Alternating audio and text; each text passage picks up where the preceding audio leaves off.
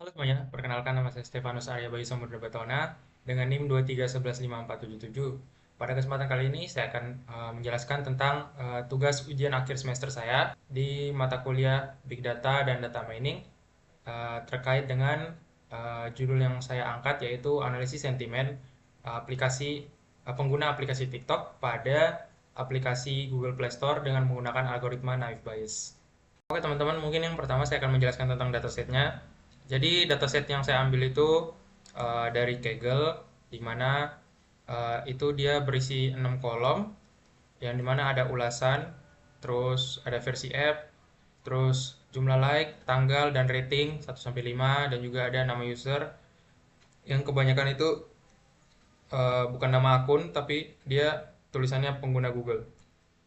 Untuk mengakses datasetnya itu saya tidak menggunakan Drive seperti yang biasa ada di praktikum, tapi saya menggunakan Kaggle melalui API Kaggle yang sudah saya download.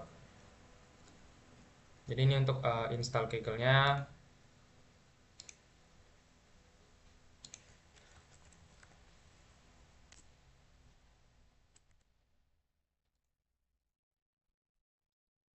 Tinggal di-upload file Kaggle-nya, terus ini kita buat dir baru, directory baru.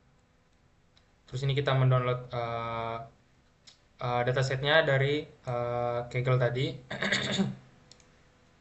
Nanti jika sudah terdownload dia akan berbentuk zip, di mana setelah dia berbentuk zip itu kita harus mengunzip agar bisa diakses datasetnya. Nah di sini sudah ada. Lalu selanjutnya kita akan meload datasetnya tadi yang sudah kita simpan. Jadi datasetnya itu berisi sekitar 100 ribuan baris. Jadi tadi saya coba untuk mengambil sampel 3000 aja, tapi kayaknya sedikit. Nanti saya akan menjelaskan kenapa alasan saya tadi mencoba-coba untuk mengambil hanya sampelnya 3000 baris data aja.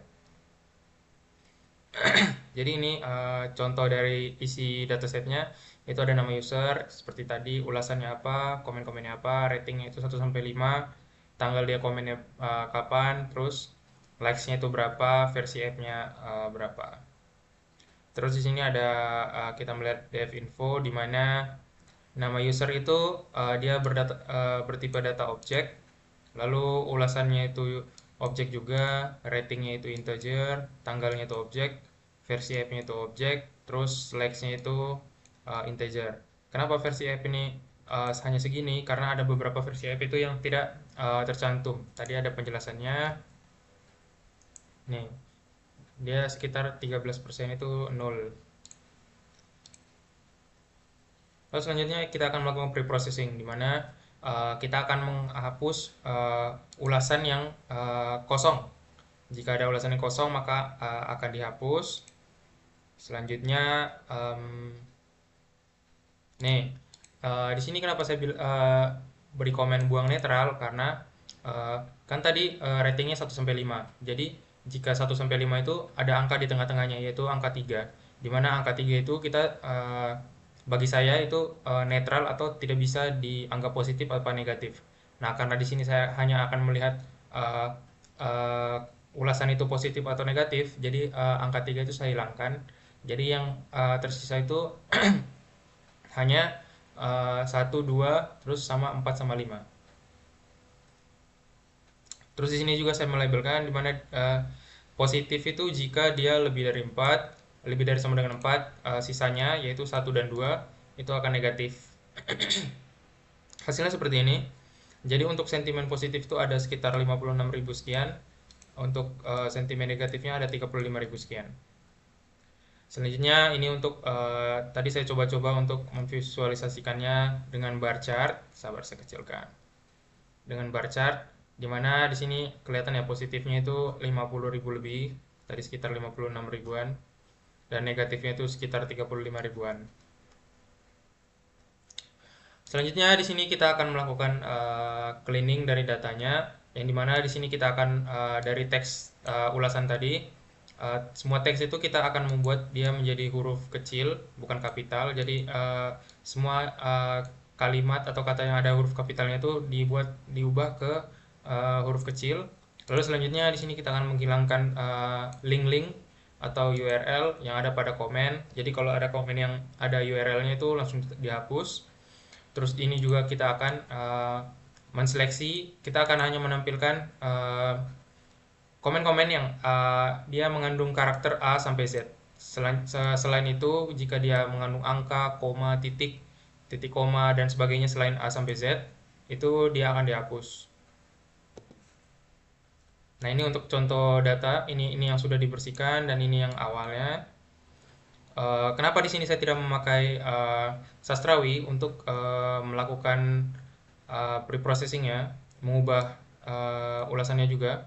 Itu karena tadi saya sudah coba yang seperti saya katakan tadi di awal bahwa saya sudah coba mensampelkannya sebanyak 3000, itu tidak bisa menggunakan Sastrawi, itu lama sekali. Tadi sekitar 45 menit juga belum selesai dia untuk melakukan preprocessing menggunakan Sastrawi. Jadi saya tidak menggunakan Sastrawi, jadi saya hanya menggunakan yang ini aja. Selanjutnya ini untuk hasilnya tadi, lanjut lagi ke hasilnya, di mana ada ulasan, rating, sentimen, terus ini yang sudah di clean. Nah, di sini bisa terlihat ya, contohnya yang tadi yang saya bilang dia hanya mengambil karakter A sampai Z, karakter lain tidak. Di sini ulasan awalnya itu ada komanya, di sini tidak ada komanya.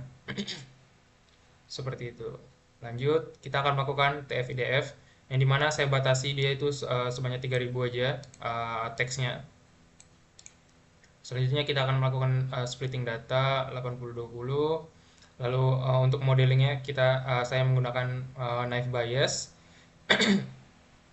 Selanjutnya ini untuk hasil metric evaluation-nya, dimana untuk akurasinya itu sebesar 0,84% atau 0,84. Terus untuk recall negatifnya itu 0,85, precision negatifnya itu 0,76, F1 score-nya 0,81, supportnya 7000 sekian, positifnya itu 90%,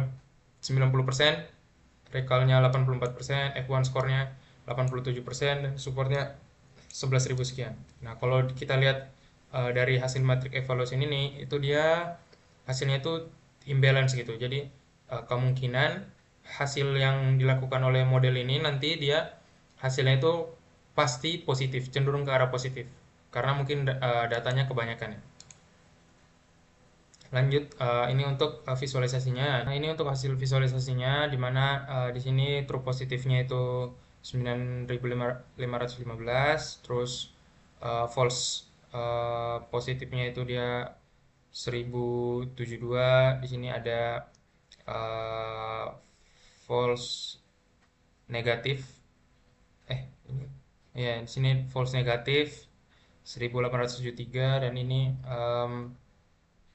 ini false positif dimana dia 1873, dan ini false negatifnya dia sebesar 6088. Selanjutnya untuk dari jurnal-jurnal yang saya lihat, referensi yang saya punya itu mereka selalu memberikan visualisasi word cloud, dimana word cloud itu bertujuan untuk menampilkan visual kata-kata yang sering muncul di dari hasil ya yang dilakukan tadi, dari ulasan tadi.